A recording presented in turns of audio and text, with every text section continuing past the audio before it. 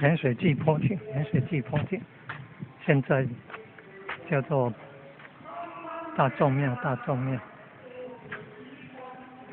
哦，这个水道叫古代的月经港。古代这边再往西边不远就是内海，道丰内海。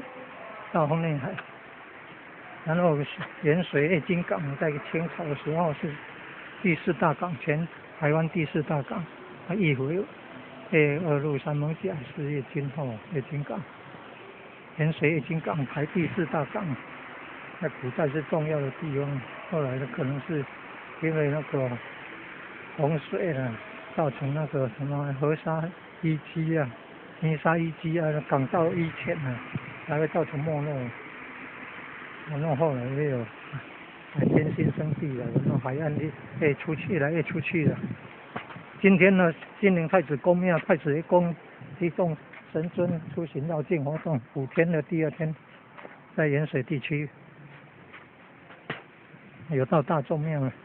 哦，你看这个乾隆水码头。